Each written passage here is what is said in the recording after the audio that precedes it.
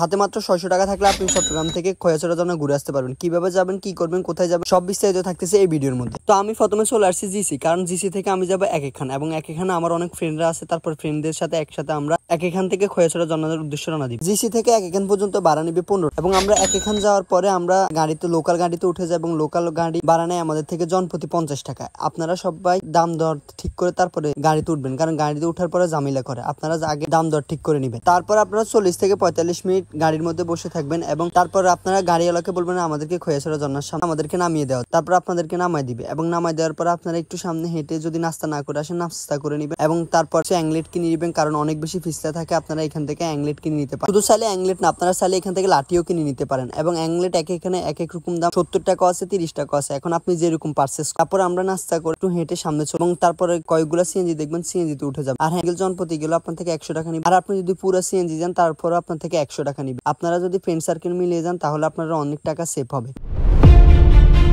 তারপর আসি মূল জায়গা। এখানে আসার পরে আপনি অনেকগুলো রেস্টুরেন্ট দেখতে পারবেন। রেস্টুরেন্ট এখানে থাকার মূল সুবিধা হচ্ছে যে আপনি আপনার সাথে যে সবগুলো ব্যাগ নিয়ে আসছেন এই ব্যাগগুলো এখানে রাখতে পারেন, এবং সাথে দুপুরের খাবারের কথা বলে যেতে পারেন। তারপর আপনারা যখন জন্না থেকে ঘোরাঘুরি শেষে আসবেন তখন আপনারা হচ্ছে যে এখান থেকে খেয়ে একবার যেতে পারেন। অর্ডার দিয়ে গেলে ভালো, এবং তারা অর্ডার না দিয়ে গেলে জামা কাপড়ের ব্যাগগুলো রাখে না। আপনারা আগে প্রথমে অর্ডার দিয়ে যাবেন। আমাদের একজনের খাওয়ার বিল জনপ্রতি আসে 120 টাকা করে। তো আমরা এমন একটা রেস্টুরেন্টে অর্ডার দিয়ে গেছি, এবং আমাদের সাথে ব্যাগগুলো সুন্দর জায়গায় রেখে গেছি। আপনারাও চাইলে আমাদের কিছু করতে পারেন। এবং তারপর আমরা সুন্দর করে সবাই রেডি হয়ে সোজা হাঁটা শুরু করছি। এবং আপনাদেরকে আরেকবার বলা, আপনারা অ্যাংলেট এবং লাঠি নিয়ে যাবেন, না হলে অনেক বেশি রিস্কি একটি জায়গা। তারপর আপনারা কিছুক্ষণ হাঁটার পরে আপনাদেরকে পৌরসভার একটা টোল দেওয়া লাগবে, যেটা জনপ্রতি হচ্ছে মাত্র 20 টাকা, এবং 20 টাকা করে টোল দেওয়ার পরে আপনাদেরকে যেতে দেওয়া হবে। তারপর আপনারা সুন্দরভাবে হেঁটে হেঁটে যাবেন। যারা আসছেন সবাই একসাথে যাবেন।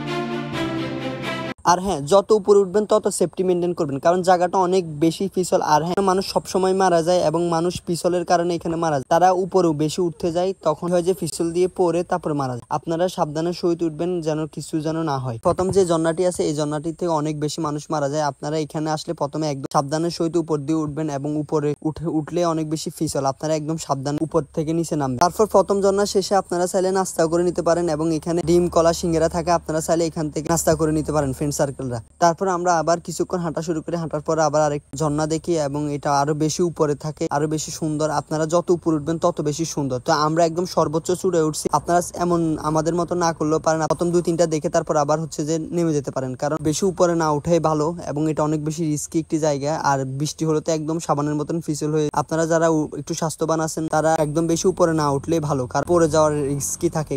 আসলে এমন কিছু পাগলাটে ভ্রমণ করা উচিত। যদি আমি আপনাদেরকে একটু দেখাই,